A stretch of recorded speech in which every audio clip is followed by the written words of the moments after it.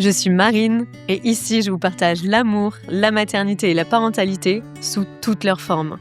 Chaque semaine, découvrez des récits authentiques, d'espoir et de réussite, pour aider les familles à mieux grandir, mieux vivre et mieux vieillir. Bienvenue dans ma safe place qui devient la vôtre. Bienvenue sur Eden Stories.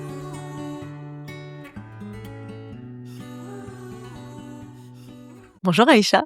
Bonjour. Merci beaucoup d'être ici avec moi aujourd'hui. On est là pour parler parentalité.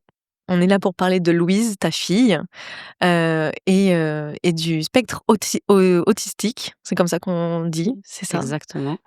Mais avant tout, tu vas te présenter dans un premier temps. Alors je m'appelle, Aïcha Gambaza, je suis maman d'une enfant extraordinaire qui s'appelle Louise, qui est autiste, sévère, complexe, non-verbal, avec une épilepsie associée.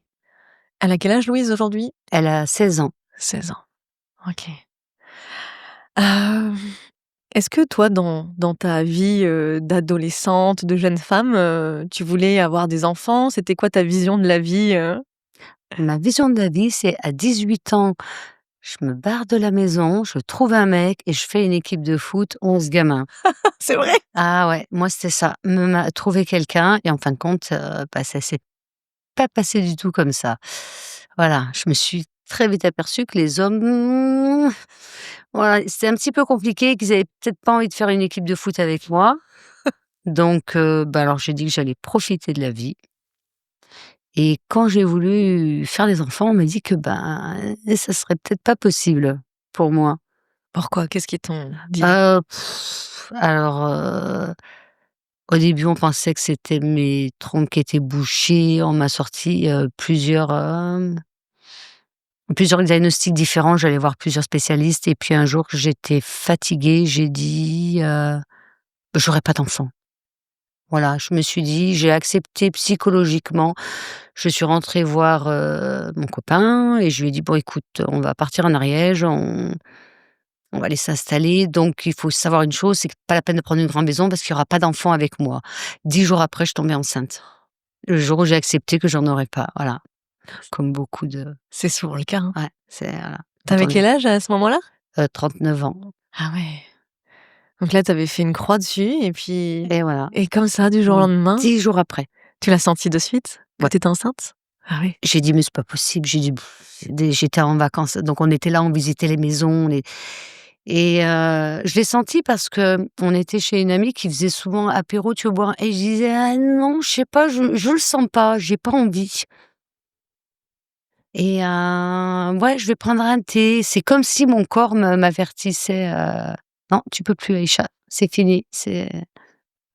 Et alors? Quelle émotion là, parce que tu avais fait une croix, c'est terrible de faire une croix sur une envie, alors toi, tu en voulais plusieurs en plus? J'ai sauté en l'air, j'ai fait des bonds, j'ai crié, j'ai embrassé la terre, genre, voilà, j'ai dansé autour des arbres, je me suis déshabillée, j'ai fait n'importe quoi.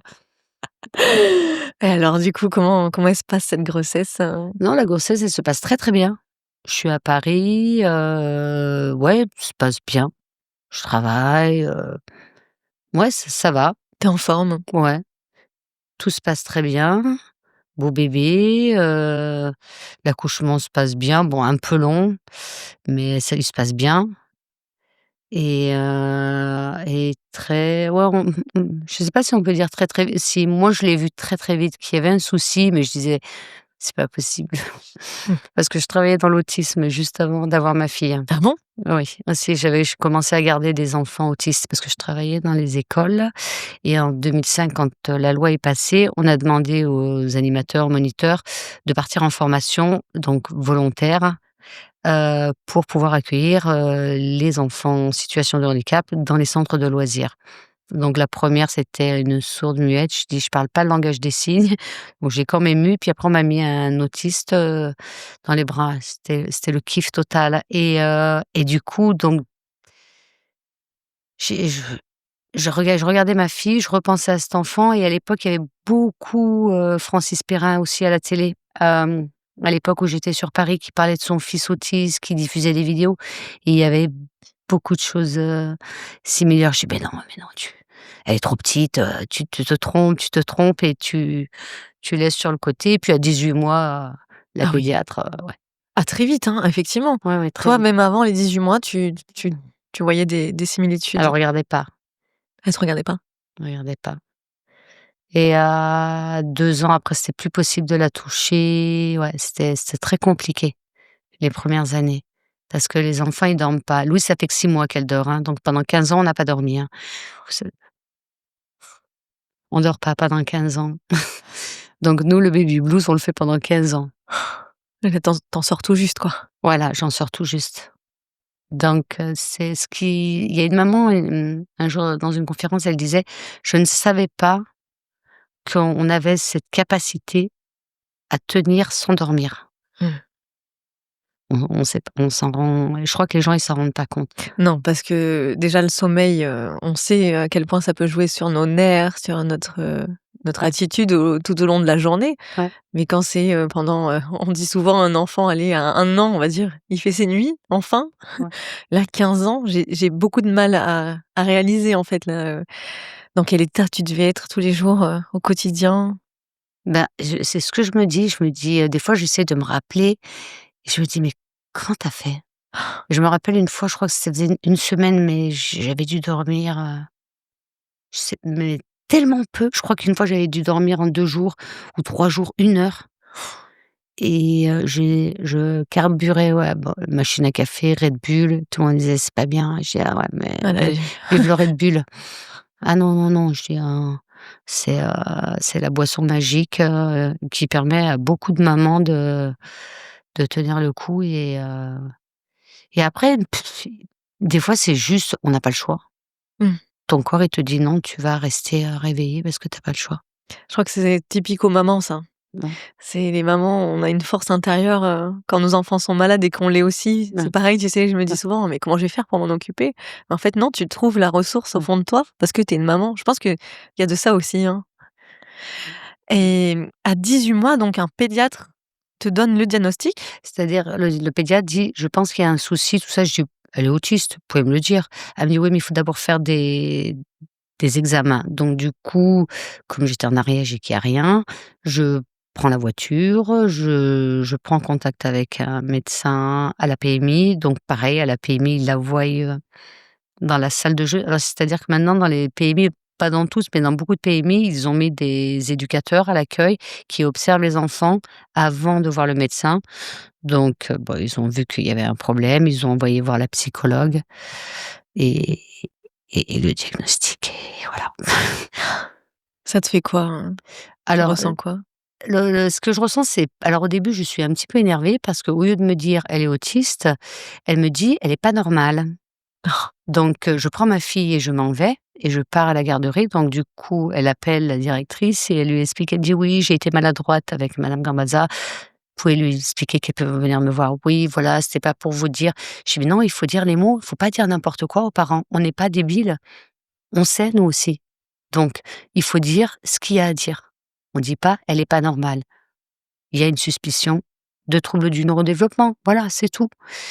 Et donc ensuite, on va voir plusieurs, médecins pédopsychiatres qui sont légèrement agressifs, qui la regardent à peine, qui remplissent des feuilles, qui la regardent comme ça. C'est très déroutant et comme je vous disais à l'époque, il y avait pas de professionnels formés. Donc on me propose une prise en charge avec 2 psychologues.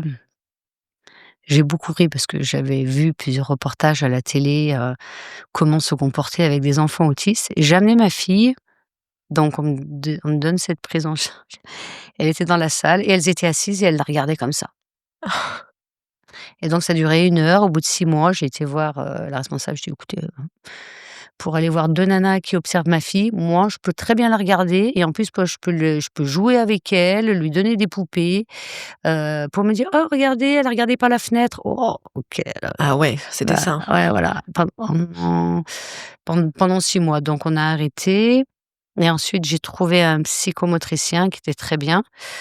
Alors il y en a beaucoup qui le reprochent, ce qu'il soit un psychanalytique, mais moi je l'ai pas ressenti. J'ai trouvé qu'il était très doux et que ce qu'il faisait avec ma fille était très adapté. J'ai trouvé une super orthophoniste mais ma fille était maltraitée à la crèche, donc ça m'a traumatisée. Mais à pleurer toutes les larmes de mon corps, donc du coup, j'ai pris ma fille, oui, parce que du coup, quand on est partis à Toulouse, j'ai pris un appartement à Toulouse. J'ai oublié de préciser Ah ouais? et le week-end, on rentrait dans notre maison en Ariège Ah, pour pour que pouvoir? Louise puisse bénéficier des prises en charge, pour qu'elle puisse aller à la crèche, socialiser. Mais on s'est très vite aperçu qu'il la maltraitait, donc j'ai fait plusieurs signalements, porté plainte et ça n'a rien parce que c'est une enfant autiste, on fait comme ça avec eux, hein. Mais Voilà. comment tu t'en es rendu compte qu'elle était maltraitée à la crèche? Ah bah, si je le raconte et j'ai la lettre qui le prouve, hein, parce que c'était Sarkozy à l'époque, à qui j'ai envoyé, à la ZEU, à la PMI, aux droits de l'enfant. La crèche est dans un ancien bâtiment, en plein centre de Toulouse et donc à plusieurs fois j'arrive, je vois ma fille toute seule. Ma fille a 2 ans déjà, excusez-moi, Ouais. voilà. «Ah ouais, mais elle veut pas participer». Je dis: «Oui, mais il doit y avoir quelqu'un avec elle». Donc du coup, je négocie avec le maire qui était très bien à l'époque. Le maire, c'était monsieur Lévy et qui, fait employer une éducatrice spécialisée pour accompagner ma fille. Donc ça se passe très, très bien. Hem et en fin de compte, à un moment donné, il décide de fermer la crèche pour des travaux et d'aller dans des AGECO, Mmh. donc il y a tout un système de sécurité. Donc moi, je travaille dans les écoles et puis des jours, il y a des jours où je finissais un peu plus tôt. Je dis: «Bah, tiens, je vais aller chercher ma fille» et un jour, la porte est ouverte. La porte est ouverte et j'entends des petits couinements dans un placard. J'ouvre le placard et je vois ma fille Non, attachée, enfermée dans le placard à jouets. non. Et si. Donc j'ai fait un signalement et l'éducatrice de l'époque a dit: «Je ne veux pas que Louise dérange mes enfants». Je dis: «Alors déjà, c'est pas vos enfants, ce sont les enfants, de parents, qui vous sont» alors je me dis: «Comment vous les traitez eux quand ma fille n'est pas là?» Après une autre fois, ma fille est intolérante au gluten et au lactose, donc j'ai amené les repas et un jour j'arrive, ils étaient en train de lui donner du pain, il a forcé avec un biberon. Elle était ligotée dans un siège bébé. Je l'ai récupérée avec des hématomes tellement il la serrait fort parce qu'elle devait bouger et que ça devait les agacer. Du coup, après avoir, fait plusieurs signalements et que rien ne bouge, j'ai démissionné, j'ai pris ma fille, je suis rentrée en Ariège. C'est un cauchemar là que tu racontes. Et puis c'est rien ça, il y avait eu pire après, hein et ça a continué, hein, la maltraitance. C'est pour ça que ma fille est à la maison. Elle a été, maltraitée dans toutes les écoles où elle est passée. La première école, on est resté 2 jours et demi, on va pas raconter. La deuxième école, publique, j'apprends que ma fille, je me dis: «Putain, c'est bizarre, elle va à l'école et elle progresse pas. Tous les enfants progressent». En fin de compte, je m'aperçois qu'en fin de compte, elle est pas dans la classe avec les enfants, qu'elle est enfermée avec, son AESH toute seule, à la garderie en bas. On lui a interdit l'accès aux toilettes. J'ai dû porter plainte et c'est la psychologue qui est intervenue. Qu'est-ce qui s'est passé encore? Du coup, l'année suivante, on rentre dans la réunion des parents et c'est comme ça que je l'ai su et donc il explique un peu le fonctionnement de la classe. Du coup, je lui dis: «Bah, excusez-moi et ma fille, elle est dans quel groupe?» Il dit: «Bah, votre fille, elle est en bas avec son AESH, mais à 12:05, je la fais monter dans la classe et je m'occupe d'elle». Et puis il regarde les parents parce que va s'en occuper ça. «Mais ne vous inquiétez pas, ne vous inquiétez pas, pendant les 5 minutes où je m'occupe de Louise, son AESH va habiller vos Oh enfants là pour là. les préparer». Je l'ai regardé, donc direct, j'ai été porter plainte pour maltraitance parce qu'un instituteur n'a pas le droit de laisser un enfant seul avec des AESH Oui, bien parce sûr. qu'elles n'ont voilà. Du coup, on nous a menacés, machin. J'ai sorti ma fille de l'école, je l'ai mise à l'école catholique. Donc l'école catholique l'a prise. Alors ils l'ont pas prise pour ses beaux yeux, hein. Ils l'ont prise parce qu'ils avaient une fermeture de classe et qu'ils avaient besoin d'un enfant en petite section alors que ma fille devait rentrer en moyenne section. Donc du coup, ils me disent: «Oui, vous pouvez pas la mettre en petite section une année de plus?» Je dis: «Allez, ouais». Et ça se passe bien.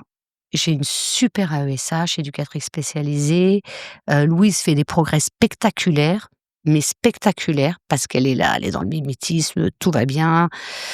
Heu et donc même la directrice d'école a dit: «OK, l'année prochaine, elle mange à la cantine, on la prend 20 heures». Génial. Génial. Mais l'institutrice qui était en congé maternité revient et là, les maltraitances recommencent. Mais alors là, les maltraitances plus. Même moi, je finis, à l'hôpital tellement je le sens. Je vais voir le médecin, je dis: «Je le sens qu'elle est maltraitée ma fille» et j'allais chez le médecin: «Mettez-la en elle reste à la maison». Je sens qu'il se passe quelque chose à cette école. Quand je la récupère, elle est pas dans son état normal et plusieurs fois j'arrive, je vois son AESH avec le groupe des tout petits. Je lui dis: «Mais vous êtes pas censés vous occuper des tout petits, vous êtes censés être avec ma fille». Donc la maîtresse avait décidé que ma fille était autiste, hop, elle dès que je sortais le portail, elle la foutait dehors et l'AESH devait s'occuper des petites sections, l'autre ATSEM des moyennes sections et elle s'occupait des grandes sections. Du coup, nous, on a fait un break, on s'est dit: On part en Israël, 2 mois, on va se former, on va changer d'air et quand on est revenu, on l'a pas remis à l'école. Et comment tu fais pour pas la remettre à l'école parce que Bah, alors l'école est gratuite, obligatoire? non, Comment on fait? elle est pas obligatoire pour les enfants handicapés, Ah voilà. surtout les autistes. Alors moi, ce que j'ai fait par contre, c'est que je voulais absolument qu'elle bénéficie d'un CESAD. On m'apprend que le CESAD s'est formé à Saint-Girons, donc la ville la plus proche. Du coup, on me dit: «Pour bénéficier du CESAD, il faut le CNED». Donc du coup, je l'inscris au CNED, OK. L'école à distance, pour ceux l'école à qui connaissent pas. distance, voilà. Et je fais 1 an et je la mets au CESAD et je m'aperçois qu'elles ont été formées, mais qu'elles sont mal supervisées et sans supervision. Je vois qu'elles ont pas compris le comportementalisme parce qu'un jour on me demande de leur montrer un petit peu ce que c'est que la guidance, donc je montre comment je travaille avec ma fille. Elle me dit: «Vous l'aidez?» Je dis: «Bah non, je l'aide pas, je fais de la guidance». Je l'accompagne, quoi. Voilà. Et si vous vous êtes formé en ABA, vous avez dû avoir, ce type de travail à mettre en place, non? Et donc je me suis très vite aperçue que c'était garderie, voilà, qu'il y avait Ouais. pas de du coup, je l'ai encore ressorti et j'ai pris que des professionnels en libéral. Donc là, c'est pareil. Donc pendant 2 ans, déjà, il faut avoir les sous parce que ça coûte un bras et il faut avoir une super voiture parce qu'il y a rien, comme je vous disais, je vivais à la montagne. Eh oui. Donc du coup, la psychologue la plus proche, 3 heures de route aller-retour, orthophoniste 3 heures de route, éducateur 3 heures de route. Donc je faisais, imaginez, donc tous les jours, matin et après-midi, 6 heures de route par jour pour que ma fille puisse bénéficier de 2 heures de psychologue le mardi et le jeudi, mercredi éducatrice et l'orthophoniste. Waouh! Voilà. Toi, tu avais mis ta vie en parenthèse là? Ah oui, oui, Tu travaillais plus? en 2012, j'ai démissionné pour me prendre en charge ma fille. Donc je faisais que ça, son chauffeur et les nuits. Et l'accompagner partout, préparer les repas. Parce que Louise, elle a plein d'intolérances aussi alimentaires, elle a multiples comorbidités, elle a un profil sensoriel variable, elle a une hyperacousie, elle a plein de petits, donc du coup, j'ai fait que ça. Tout ce temps-là, tu vivais encore avec son papa, Oui, à cette époque-là? Jusqu'à ses 10 ans, c'est ça que tu m'as dit tout à l'heure? alors son papa était, avec nous en Ariège, mais en 2016, il est parti au Cap-Ferret. C'est moi, je lui dis: «Oui, va au Cap Ferret, va travailler et laisse-moi avec Louise». J'arrivais pas, j'ai dit: «Je peux pas m'occuper des 2». Me Ah voilà, bah oui. voilà, je peux pas m'occuper des 2. Il me fallait que je m'occupe de Louise et je crois que c'est fin 2015. Voilà, fin 2015, je lui ai dit: «Au revoir». Donc jusqu'en 2018, je suis restée toute seule là-bas, avec elle, À tout gérer. à tout gérer. La maison, les auto-entrepreneurs, le terrain, tout et c'était épuisant et à un moment donné, je crois que je lui ai pas laissé le choix parce qu'il était là, il était censé trouver un appartement pour qu'on vienne. J'ai dit: «Bah, écoute, moi, je vais m'installer vers Toulouse avec ma fille» et puis, bon, 15 jours après, il a trouvé l'appartement à Gradignan et c'est bien. C'est bien parce que Gradignan, c'est vraiment une belle ville. Il y a des super professionnels, il y a des super parcs, il y a ouais et puis il y a des super gens. Vous avez fini par le rejoindre ici, du coup? Ouais, on l'a rejoint au Cap Ferret d'abord, ensuite on s'est installé fin 2017, on s'est installé au Cap Ferret, ensuite on est venu à Gradignan et on s'est très vite aperçu qu'on allait avoir des problèmes avec l'école, parce que l'école est obligatoire, donc on va l'inscrire Et et là on nous là dit: «Non». ah là là. On vous dit non? Ah non, à la mairie de Gradignan, on me dit: «Ben non, il faut que votre fille est handicapée, il faut que vous fassiez une demande à l'éducation nationale». Alors j'ai une notification AESH, j'ai tout ce qu'il faut, donc je convoque, j'appelle la référente scolaire qui vient à la maison, très gentille, super: «Oui, vous inquiétez pas, on a des places, on a des AESH, mais par contre», je l'avais fait exprès, je précise, on n'a pas le dossier scolaire, parce que je sais parfaitement que ça a dû être marqué: «Mère hystérique, porte plainte facilement», voilà. Du coup, je dis: «Bon, bah, je vais vous le faire transférer» et ça, c'était en décembre, je crois, voilà, c'était début décembre. On était encore au Cap Ferret, on avait signé le bail, on n'avait pas la maison et je fais transférer donc le dossier, j'appelle, l'Ariège et plus de nouvelles. Janvier, février, mars. Du coup, j'appelle l'éducation nationale. J'ai dit: «Excusez-moi, ça fait 3 mois que j'attends, pour ma fille». «Ah oui», donc ils finissent par me donner un rendez-vous et ils sont là, tranquilles, ils me regardent. «Bah non, Non. non, on la prendra pas, il y a pas de place». Je dis: «Mais alors qu'est-ce que je fais moi?» Je rentre chez moi. J'appelle l'école. «Oui, j'ai une fille autiste, est-ce que dans vo» «Ah oui, oui, oui, il y a de la place», voilà, donc je vois, voilà, que c'est Louise. Elle me dit: «Mais par contre, on a trouvé une école pour Louise», une école privée, comme ils ont vu que j'avais mis Louise à l'école catholique. Donc je vais à cette école catholique. Alors là, c'est une histoire de dingue, cette école catholique. Ah non, mais je crois que ça, c'est, le pire qui m'est arrivé.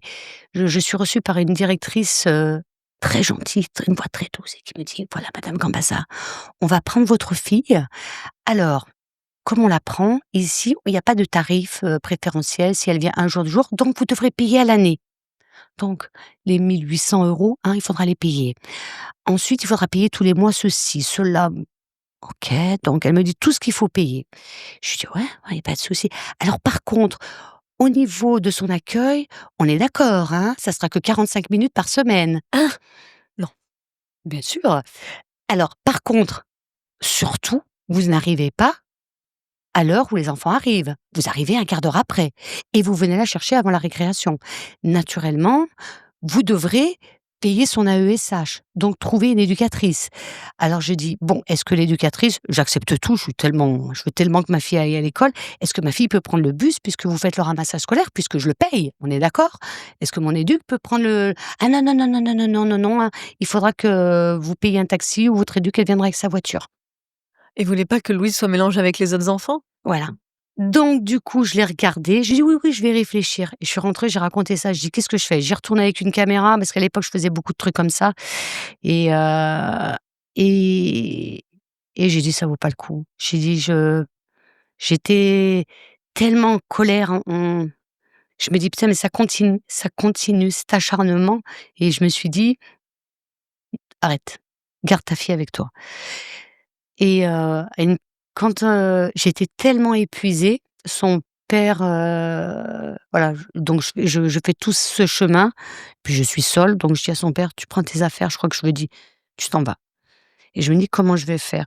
et je me dis: «Je vais voir les structures». Mais c'est pareil, les structures, il y a aucune place à Bordeaux. Mmh. Donc, en fin de compte, je suis très contente qu'il l'ait pas prise. Tous, ils m'ont refusé, hein. Ils ont: «Ah non, vous êtes pas dans le secteur. Ah non, on prend pas les complexes. Ah non, elle a une épilepsie. Ah non, ceci». Donc, j'ai embauché plein de gens à l'époque, qui venaient la journée un petit peu.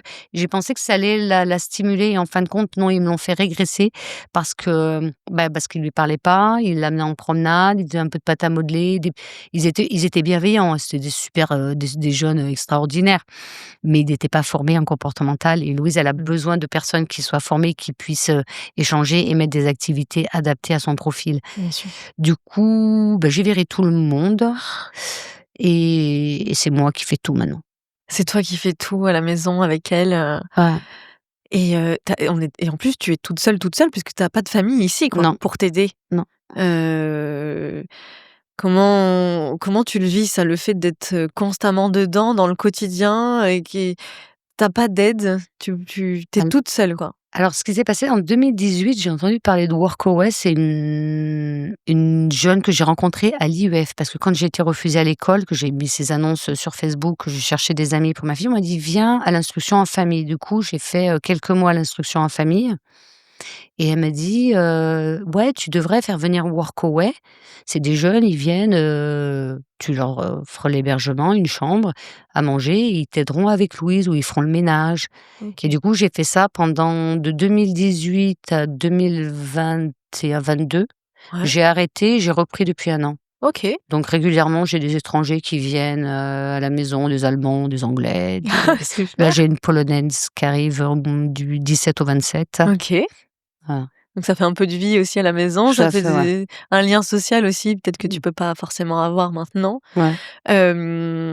Et comment, avec un petit bébé là, comment tu j'imagine que vous avez un lien, très fort toutes les 2. Comment tu communiques avec elle, comment tu as appris à communiquer avec elle au fil du temps? Alors, ce que j'ai fait, c'est quand je me suis formée, j'ai mis la première communication, alternative qu'on met avec les autistes non verbales. On met les classeurs PECS. Ça a très, très bien fonctionné, mais comme j'étais la seule à l'utiliser, quand on met un outil en place, il faut que toute la famille et toute l'équipe pluridisciplinaire, qui travaille avec l'enfant utilise, ce type de communication. Le problème, c'est qu'en France, chaque professionnel va se former par rapport au profil d'enfant qui l'accompagne, et du coup, moi, à chaque fois, je changeais de professionnel. «Ah non, on n'utilise pas ça. Ah non, on n'utilise pas ça». Ouais. Du coup, ça a toujours été, un petit peu un bordel permanent, jusqu'à il y a 5 ans, où j'ai rencontré Claire Tulane, qui a dit: «On va pas se focaliser sur une communication alternative. On va mettre le Makaton en place, on continue à utiliser le PECS, on peut utiliser la CAA».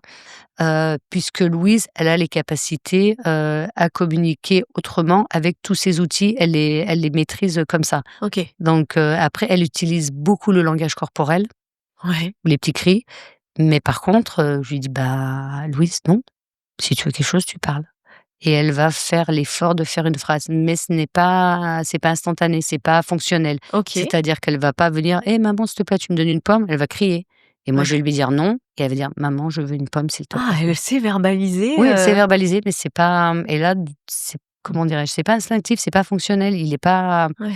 C'est toi qui dois lui faire la demande? voilà. Par exemple, le matin, je lui dis: «Bonjour, ça va? Ouais, comment tu t'appelles? Où tu habites?» On vérifie, on lui apprend un petit peu toutes les notions de base. Donc elle est capable. J'habite à Gradignan, mon papa, il s'appelle Quentin, je suis née le 5 avril de alors Ouais. ce qui est marrant, c'est sa façon de communiquer. Elle parle un petit peu, elle a d les sons sortent, ils sont de plus en plus clairs. Il y Ouais. a 2 ans, il y avait 2-3 ans, il y avait aucun son. Là, ils sont de plus en plus, clairs, sauf que c'est un petit peu mâché, un petit peu timide, voilà. Mais c'est super déjà qu'elle puisse formuler, des choses parce que tu disais qu'elle était non Ouais, verbale? alors oui, parce qu'il faut comprendre entre Ouais, non-verbal c'est et ça que j'ai pas compris. non-vocal. Mmh. Non-verbal, ça veut dire, il y a des autistes qui parlent, Oui. et on va vous dire qu'ils sont non-verbal, parce que le langage, il est pas fonctionnel. D'accord. C'est là la nuance. Verbal, c'est quelqu'un qui est capable de communiquer. Toi, tu es verbal parce que tu peux me poser des De questions, moi-même. voilà, de toi-même, et moi, pareil, je peux répondre. Louise, elle est non verbale parce qu'elle n'est pas en capacité de poser des questions, de faire des demandes et d'avoir une conversation, D'accord. et on dit vocale. Louise, elle Vocale. est vocale, Elle est vocale. parce qu'elle a les sons, voilà. Par OK. contre, on lui a appris la lecture globale. Je lui ai appris la lecture, donc elle sait lire. Elle sait lire? Mmh. Donc elle lit tous les jours, je fais des vidéos des fois où je la montre lire, voilà. Je me suis aperçue, j'ai commencé à travailler les mots comme ça, les articles, avec des cartes, juste des images. Et puis un jour, j'ai commencé des phrases entières. Après, on a travaillé le Makaton. Donc le Makaton, ce sont des petites images en noir et blanc avec des petites phrases, et on a commencé ce type de lecture, et puis un jour, j'ai dit: «On va arrêter, on va faire, juste avec le global», et ça marche très C'est bien. dingue. Alors il y en a beaucoup qui ont dit: «Ouais, c'est du par cœur», parce que c'était souvent les mêmes livres, et du coup, on s'est dit: «Ah ouais, c'est peut-être vrai», Ah et oui? du coup, bah non, c'est pas vrai, parce que du coup, ce qu'on fait, c'est que toutes les semaines, on prend 3 livres à la médiathèque, elle va avec son éduc, et toutes les semaines, on change de livre. Génial. C'est Comme fou le parcours, quoi. Ouais, Parce que tu as rien lâché non mais il faut rien lâcher, et que tu tous les jours, c'est ça en fait, c'est tous les jours. Une journée type, de Louise, du coup, c'est quoi? Tu me disais qu'elle voit l'orthophoniste tous les jours? tous les jours. On en a 2, lundi, mardi, mercredi, c'est Claire, jusqu'à la fin de l'année. Après Claire s'en va, ça sera Léa et jeudi, vendredi, c'est Charlotte. Donc lundi, c'est 11h, mardi, c'est 8h30, mercredi, c'est, ça dépend, je sais plus. Avant, c'était 14h30, mais comme elle fait du théâtre d'impro, maintenant le mercredi après-midi, je sais plus l'horaire. Ça a changé. Le jeudi, c'est l'après-midi 15h et le vendredi 9h30. Après, c'est à 5 minutes, 10 minutes en voiture, donc c'est rapide. Ah là, c'est toi qui vas là-bas? C'est Ah, c'est Louise moi, qui je participe à toutes les séances et c'est ce que je dis aux parents. Je dis: «Si vous voulez devenir, l'éducateur, l'accompagnateur de votre enfant», parce qu'en France, on n'en a pas assez, il faut absolument que vous assistiez à toutes les séances que bénéficie votre enfant, parce que vous allez pouvoir observer comment communique, déjà le speech, parce qu'on dit c'est un speech teacher, hein, l'orthophoniste, c'est comment il apprend à communiquer à votre enfant, comment il apprend à jouer sur la table, pour que vous ayez cette capacité à reproduire tous ces gestes à domicile Mmh. et ça va vous changer la vie et moi, ça m'a changé la vie. Je pense que d'avoir participé à toutes les séances de Claire, du coup, j'ai acheté le même matériel et du coup, je généralise toutes les activités qui sont mises en place en cabinet à la maison et c'est pour ça que Louise a progressé. Bien sûr. Parce que Voilà, double travail, du coup. double voilà Mmh. et les journées types, C'est jamais pareil. c'est jamais pareil. Parce qu'il y a des jours où elle peut se lever, en forme, par exemple, et d'autres pas du tout? Ou comment ça se passe, pour elle, Est-ce qu'il y a des jours où c'est vraiment difficile? Alors, il faut savoir qu'une chose, c'est que Louise avant, elle dormait très peu. Ça fait que 6 mois qu'elle dort. Donc, quand elle dormait pas, des fois le matin, elle était opérationnelle. C'est moi par contre qui n'étais pas très opérationnelle et mais il faut quand même faire les séances. Sauf, moi je dis souvent aux parents, si vous voyez que vous êtes, un petit peu agacé, ne travaillez pas. Parce que l'enfant va le ressentir, que vous êtes, énervé et il faut pas travailler. Partez faire une balade au parc, voilà. Hem, Autrement, une journée type, à 8h on est à la table. On se réveille le matin, toilette, petit déjeuner, on va faire son lit. Ensuite à 8h, des fois même 7h30 du matin, on fait les séances à la table. OK. Je fais des séances entre un quart d'heure et 20 minutes, 25 minutes. Ça peut durer 45 minutes. Ensuite, on fait une pause musique, ou danse. Après je m'adapte à son profil. S'il fait super beau, par exemple, on peut prendre la voiture, c'est ça l'avantage et se casser au Cap Ferret, se faire une balade sur la plage, aller se manger des huîtres, Ah ouais. voilà. Louise, elle kiffe voilà.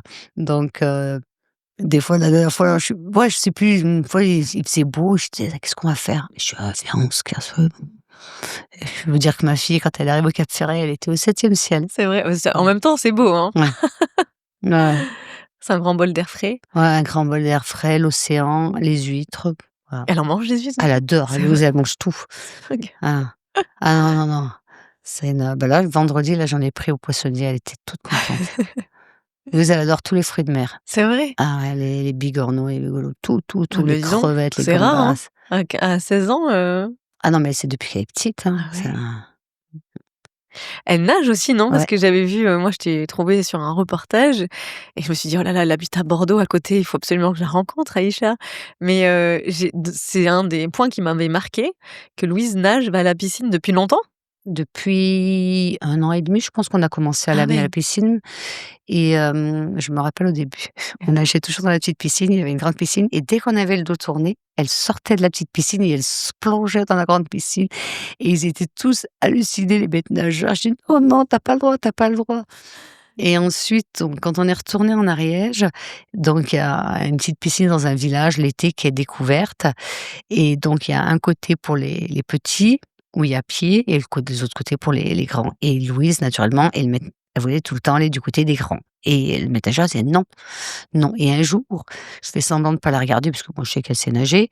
Hop, elle y va, elle saute, elle traverse et il la regarde, il dit: «Bon, c'est bon, elle peut». C'est bien.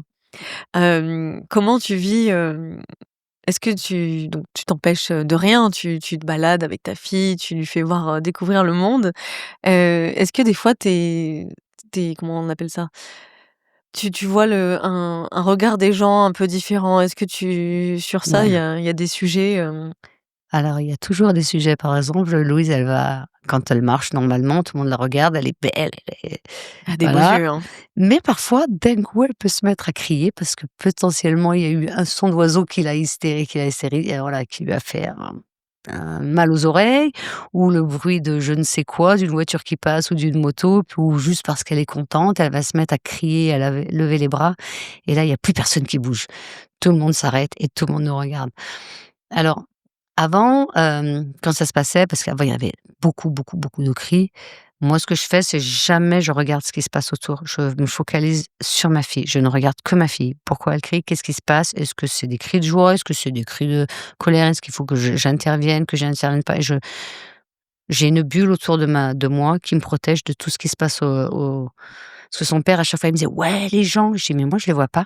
Ah oui. Je dis: «Toi, tu vois, parce que toi, au lieu de regarder ta fille, tu regardes» et je dis: «Maintenant, il faut que tu apprennes, tu ne regardes plus les gens». Il me dit: «Je sens». Je dis: «Mais moi aussi, je sens, c'est tout».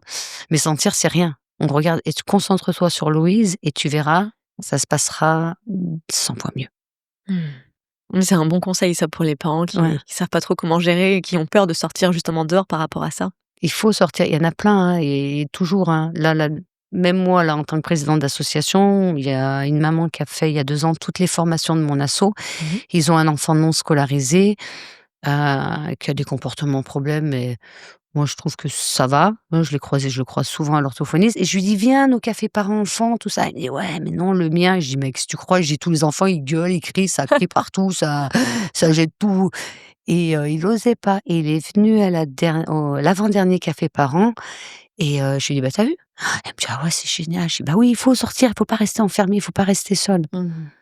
C'est important, même pour, retrouver de l'énergie, pour redonner après derrière à ton enfant, je pense que c'est primordial. Non, mais même l'enfant, il était heureux, il y avait des Ah jouets bah, tu partout, il m'étonnes. y avait des enfants, Bah c'est, oui, voir d'autres enfants aussi pour lui, mmh, c'est super. ah, Du coup, ton asso, donc tu as créé une asso mmh qui s'appelle comment? autisme guidé. OK, et donc tu proposes des cafés, parents? Alors je fais café parents-enfants et là, à partir de janvier, on fera que parents café que pour les parents aussi. On continuera avec les enfants la première semaine des vacances, mais on a eu une belle surprise, au dernier café parents-enfants, parce que cette année, on a participé, au forum des associations et donc on a discuté avec beaucoup de familles et donc on a des parents qui sont venus et donc on a 2 salles. La salle avec tous les jeux, les tables et les enfants. On a des bénévoles, éducateurs, fratries qui viennent jouer avec les autres enfants et la salle, café où on s'assoit et on échange et on a vu ce besoin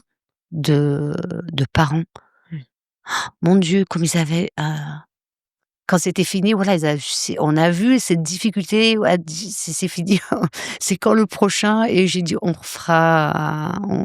fera plus souvent juste entre nous pour pouvoir se poser parce qu'il y a vraiment un besoin d'écoute et de comprendre et Ouais, puis trouver du soutien à ouais, d'autres parents qui savent.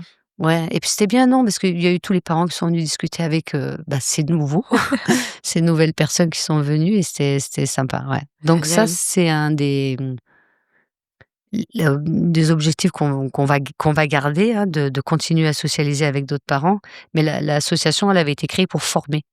Voilà, j'allais y venir parce que tout à l'heure tu as dit, que tu proposais des formations. Donc c'est des formateurs qui Ah viennent, oui, oui, oui, c'est des 2 former? formateurs. Ah oui, oui, oui, je Ouais. fais appel à deux formateurs de chez EDI Formation, donc un des plus grands centres de formation sur l'autisme, en France. J'ai Laure Santu qui est psychologue comportementaliste et Marie-Emma qui est éducatrice spécialisée. Elles font partie, des meilleures et elles sont bon donc formatrices et elles travaillent avec moi aussi et Louise et donc on en a déjà fait 11 je crois, ouais 11 ou Ouais, 12 là, je crois OK, formations. et Bah, je crois qu'on elles forment les parents, en fait? ouais. Alors on forme en priorité parents, grands-parents, Ah! AESH, ouais, parce que alors on n'avait pas mis grands-parents, mais un jour il y a des des personnes âgées qui nous appellent et ils me disent: on a une petite fille autiste, on est les grands-parents, est-ce qu'on doit payer?» Je dis: «Bah non, non, non, c'est gratuit aussi» et puis du coup on a mis oui, du moment que les familles veulent, les tatas, les grands-pères, c'est gratuit pour toutes les personnes de la famille, Mmh. les AESH, les étudiants et les personnes sans emploi. Alors ensuite, Ce qui s'est passé, c'est qu'on a eu les agences d'auxiliaires de vie ou les assistantes sociales ou D'accord. celles qui accueillent les enfants en TSA qui ne sont pas formés. On nous donne des enfants comme ça, est-ce qu'on peut venir?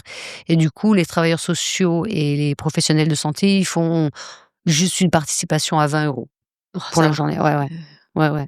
et c'est une formation qui dure une Une journée, c'est journée, ça? ouais. OK. OK, mais c'est génial ça, c'est Mais merveilleux. elles sont très, très bien. Elles sont, quand les gens y repartent, Ils repartent armés. ouais, ils disent: «Waouh!» ouais. Vous faites une journée avec Marie-Emma, c'est, juste, vous apprenez énormément, Mmh. énormément. Elle sait, donner les informations exactes pour que, et les armes exactes pour vous aider à accompagner au mieux les enfants avec un TSA. Parce qu'en fait, on considère que déjà il y a pas beaucoup de professionnels, ce qu'on disait tout à l'heure en off, que quand OK, tu apprends que ton enfant est diagnostiqué autiste, après il se passe quoi?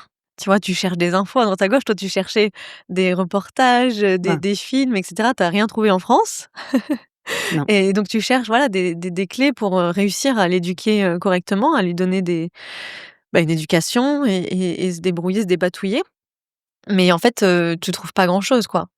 Alors, malheureusement, je vais donner une très mauvaise nouvelle aux parents. Il y a pas de professionnels, heu, de professionnels formés disponibles actuellement en France. Voilà. Moi, je reçois pas un, 2, je reçois des centaines et des centaines. Je t'en supplie Aïcha, trouve-moi quelqu'un. Surtout dans certaines régions de la France, il y a personne et la dernière fois qu'on a trouvé quelqu'un entre parenthèses qui s'est, pointé dans la famille, a demandé 150 € de l'heure et alors qu'elle n'avait même pas du tout les compétences En pour prendre plus. en charge, l'adulte autiste, dont on lui confiait la garde. Donc le papa l'a fait partir et là, il arrête pas de m'appeler, mais j'ai des appels comme ça, des et donc la plupart, c'est les parents qui se forment. D'accord. Voilà. Mmh. Là, moi, dernièrement, les gens ont compris qu'il y avait pas de possibilité et puis il y en a plein, ils sont hyper contents parce que j'ai envoyé chez EDI Formation, ils m'ont dit: «Waouh Aïcha, tu avais raison, c'est vraiment super ce que j'ai appris, c'est génial, merci». Ça aide au quotidien, c'est des Ouais. vrais outils. Comment tu vois l'avenir, pour toi, pour Louise? Ça, c'est quelque chose qui t'impacte au quotidien? Est-ce que tu y penses souvent? Alors non, justement, parce que tout le monde me dit, «Quand tu seras pas là». Alors ouais, parce que c'est vrai quand je serai plus là, qui c'est qui va la prendre? Parce que, je sais pas si le papa aura la possibilité de la garder, H24 comme moi je le fais et je me dis que si elle va en structure, ils me la tueront. Mmh. Parce que me l'a bien dit la psychologue, vu le profil qu'elle a, dès qu'elle fera une colère, on la cachetonnera. Vu qu'elle est épileptique, ça va très, très vite tourner, donc il faut que je trouve une solution, avant ses 20 ans. Donc en fin de compte, Louise là, je suis tranquille, on va dire jusqu'à ses 20 ans. Pourquoi? Tu dis jusqu'à 20 ans? Parce que les dossiers MDPH avant c'était tous les ans. Maintenant, moi j'ai fait un dossier MDPH ARS jusqu'à ses 20 ans. OK, Donc jusqu'à ses 20 ans, je demande rien. Voilà, je me débrouille avec ce que j'ai. Je fais aucune demande. d'accord. Et à ses 20 ans, il faut savoir une chose, ce que j'ai appris, à 20 ans, ce n'est plus ta fille. Ah! Ah, ah, eh ben, il va falloir faire une demande devant le juge pour que la garder avec moi. Pourquoi? Parce que c'est comme ça en France. Donc à 20 ans, il faut faire une demande ou de la mettre sous tutelle. Alors si tu la mets sous tutelle, c'est 1 an et donc tous les ans, tu dois retourner au tribunal, montrer tout ce que tu as dépensé parce que c'est toi qui vas gérer son AAH. Donc 1033, tu vois, tu vas peut-être aller aux États-Unis ou à Las Vegas avec ça. On sait jamais, hein, si tu détournes l'argent de ta fille. Non, je plaisante. Donc ouais, c'est ça. En fin de compte, c'est ou tu la demandes sous tutelle et tous les ans, tu te passes devant un juge et tu dois donner, Ah mais tout c'est l'argent, aberrant. ou alors, tu demandes le regroupement familial et là, c'est tous les 5 ans. Mais quoi qu'il arrive, il faudra que tous les 5 ans, je passe devant le tribunal pour pouvoir garder ma fille, à la maison. Alors que c'est sa maman, c'est ta fille. Ouais. J'avais jamais entendu une chose pareille. Ben, ouais, moi aussi. Ben, c'est pour ça, d'où l'importance des formations, parce que ça, c'est des formations que j'ai fait au CRA et on nous prépare, au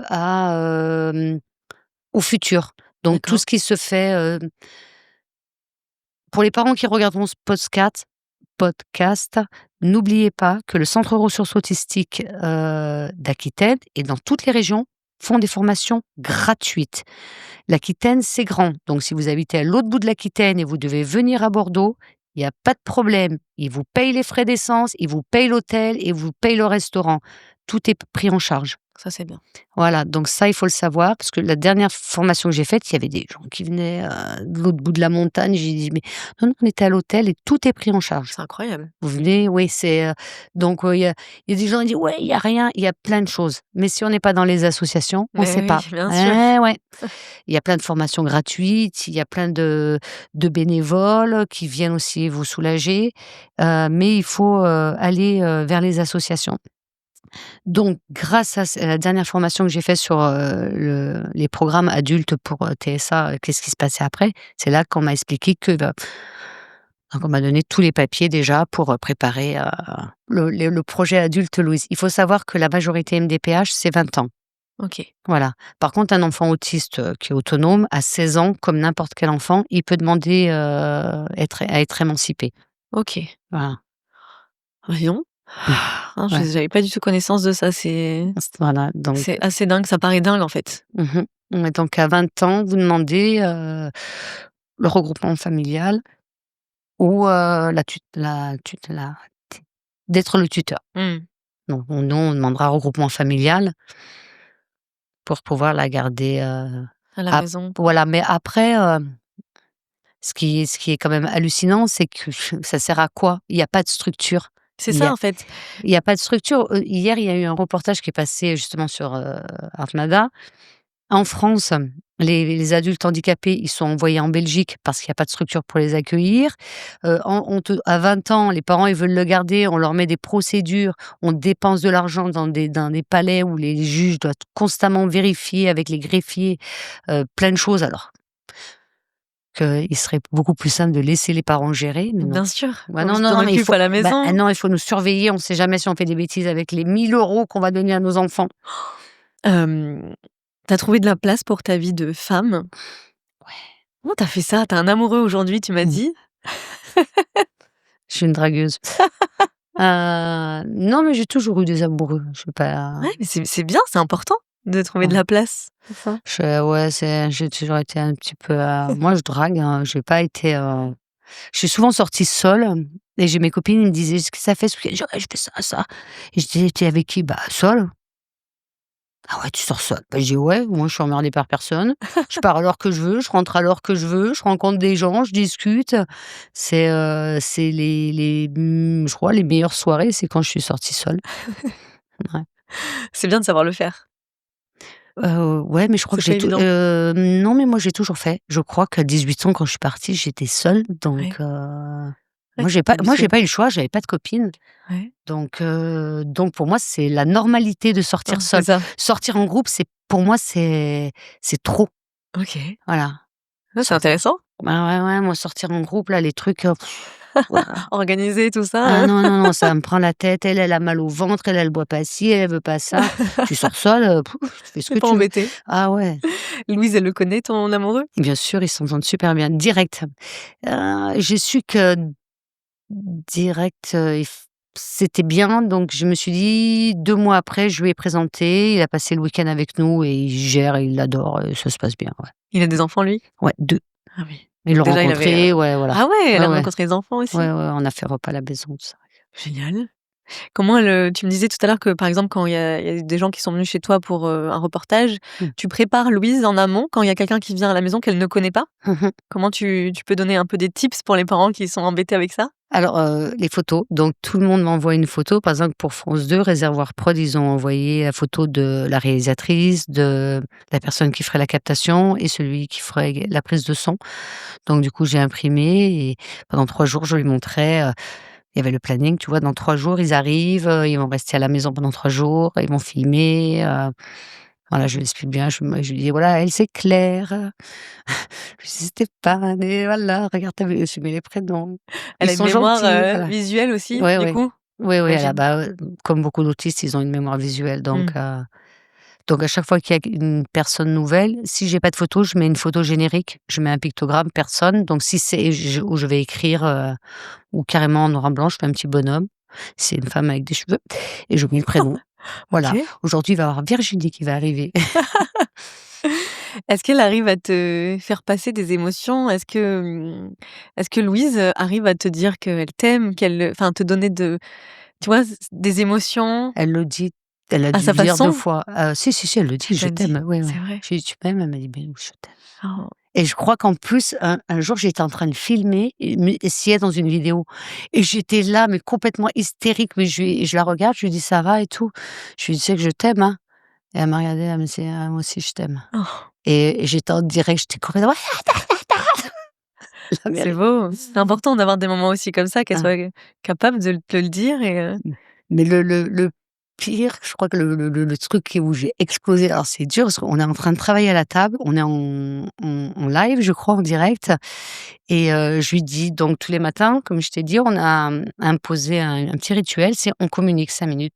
«Bonjour Louise, bonjour maman, ça va? Oui», donc tous les jours, c'est un peu répétitif et je me dis: «Est-ce que c'est pas du par cœur?» ouais. Et un matin, elle est là, je lui dis: «Bonjour» et puis elle me regarde: «Bonjour, ça va?» «Non».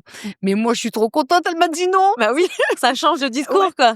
Je Ouais. lui dis: «Qu'est-ce qu'il y a?» «Je suis fatiguée» et puis je suis là. Alors les gens, ils devaient se dire: «Mais bon».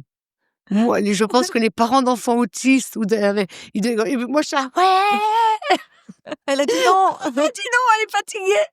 Non, mais ça veut dire que c'est Non, pas mais du par cœur, bien donc sûr. j'étais complètement hystérique C'est une derrière. victoire. Ouais. Mais oui. Et donc j'avais l'éducatrice qui arrive, je dis: «Ouais, Louise, elle a dit non, elle a dit qu'elle était fatiguée». Je dis: «Bah, on travaille pas». Waouh. Voilà. Et je me rappellerai, j'ai arrêté juste après parce que j'étais tellement émue et on est parti se promener.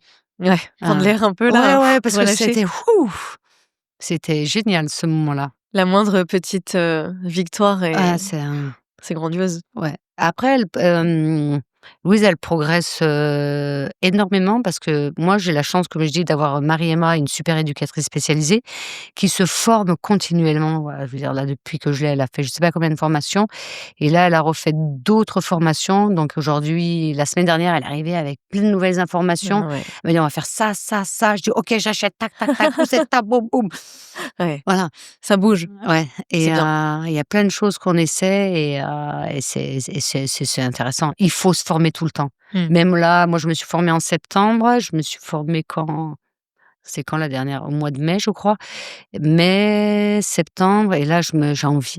C'est bien les formations. Ouais, bah oui, C'est bien d'apprendre. ça t'apporte des outils, tu apprends aussi, Ouais, c'est intéressant. ouais, Tu m'as dit aussi que tu avais fait des petits reportages, toi-même ouais, et c'est important aussi si tu peux donner le nom, il y en a 3, c'est ça? ouais. Comme ça, les parents aussi qui veulent, là, c'est bien d'écouter, mais de voir aussi le quotidien. Toi, c'est sans filtre, quoi. Ouais. Tu montres la vraie vie que tu vis au quotidien avec Ouais, Louise. exactement. Alors que ce soit pour France 2 ou dans mes documentaires, il y a aucun make-up. Il y a pas un bout de crème, pour faire joli, un bout de fond de teint, maquillage, rouge à lèvres ou un peu de crayon pour faire belle. C'est 100 naturel. C'est une immersion totale dans la réalité. Donc en 2019, ça faisait, 10 ans que je dormais pas, pratiquement. Donc je me suis dit: «Est-ce que je vais tenir encore longtemps?» Et il fallait absolument que je monte que je fasse un documentaire, quelque chose parce que on me reprochait souvent d'être un peu agressif et j'avais envie de dire: «Je suis fatiguée». «Ouais, mais c'est pas une raison» et des fois j'arrivais et je le voyais que j'étais agressif. J'arrivais à la pharmacie, je leur parlais mal, à la boulangerie, je sortais, je dis: «Putain, mais tu conne, mais pourquoi tu fais ça? Mais pourquoi tu fais ça?» Et puis tu rentres en pleurant parce que tu oses pas t'excuser, d'avoir été, irascible et donc tu cherches des solutions et tu te dis: «Voilà, ben, il faudrait peut-être que les gens ils vivent mon quotidien» et je voulais me filmer d'autres enfants, d'autres familles qui avaient les mêmes comportements que Louise, mais ils me disent: «Non, moi je peux pas». Ils me disent: «Toi, tu es courageuse, toi tu peux le faire avec Louise, mais Ah, de montrer, ce que tu vas montrer, nous on peut pas. On n'assume pas encore» et j'ai dit: «Ouais, mais le problème c'est que les gens ils savent pas. c'est vrai. Les gens ils savent pas» et encore moi, même s'il est il est très dur, hein, le premier. j'ai reçu, voilà, les gens, ils ont été bouleversés et je dis que moi, je connais des familles, c'est 100 fois pire, où les comportements auto-agressifs, mais il y en a tellement et on n'en parle pas, c'est comme s'ils n'existaient pas. C'est pour ça que tu es là aujourd'hui. Moi, ça me tenait vraiment à cœur. Et c'est tellement triste. Moi, je connais que ça. Moi, tous les jours, il y a des gens qui m'appellent, j'essaie de répondre. Alors, à un moment donné, je passais mes journées, je pleurais, mon père me disait: «Faut que tu arrêtes là, faut que tu arrêtes, tu peux pas sauver tout le monde, tu peux pas écouter tout le monde», Ouais, et donc je le fais moins, je le fais encore parce que des fois, je vous en supplie, répondez, appelez-moi. c'est dur, hein. Voilà, ouais, c'est très dur, mais ce qui est très dur, c'est que je comprends pas que dans certaines régions de France, il y ait rien. Mmh. Il y a rien. Qui soit mis en place alors que ça touche, j'ai pas les chiffres, mais il y a énormément d'enfants qui sont diagnostiqués chaque année, Alors ce qui est très marrant, c'est que parce que moi je suis dans l'autisme depuis 2006, en plus. donc 2006, à l'époque, on parlait de 600 000 enfants et 100 000 adultes. Aujourd'hui, il y en a toujours 600 000 et à l'époque, on disait 1 sur 68 au niveau de la naissance. Aujourd'hui, on dit 1 sur 150 et il y en a toujours 600 000. Ah oui, c'est étrange, hein. Non, mais les 600 000, il y a 20 ans, alors il y a une association, la dernière fois je regardais, dont je fais partie, qui met ces statistiques. Donc elle met 100 000 enfants, elle met moins et donc vu qu'il y a 20 ans, il y avait 600 000 enfants et 600 000 adultes. Donc tout le monde le sait, c'est un business. Il y a aucune épidémiologie qui a été faite pour recenser le nombre d'enfants autistes. Il y a juste, quelques associations qui vont, faire parfois, donner des données, par rapport, à certaines statistiques qu'eux, ils ont fait, Mmh. mais il y a rien de vérifiable. Il y a une avocate, qui a dit il y a 3 ans, elle dit: «Ils sont certainement plus d'1 million maintenant», parce que ça fait longtemps et on nous fait croire, chaque année, le 2 avril: «Ouais, ah coucou, la journée de l'autisme». Moi, je pense qu'il y en a beaucoup plus et puis après, il faut pas oublier qu'il y a toutes ces personnes qui n'ont pas été Mmh. diagnostiquées, qui se font diagnostiquer tardivement C'est ce que j'allais dire, ouais. Mmh. et qui sont pas pris en charge. Parce que maintenant, toutes les personnes qui ont un autisme léger, alors il y en a de plus en plus qui veulent absolument cette étiquette. Heu, alors il y en a qui veulent cette étiquette parce qu'ils pensent qu'ils vont avoir des aides, mais il y a pas d'aide pour les autistes légers, hein. Il faut juste, l'autisme léger, c'est pas handicapant, pour aller travailler, pour manger, pour s'habiller, vous pouvez vous manger.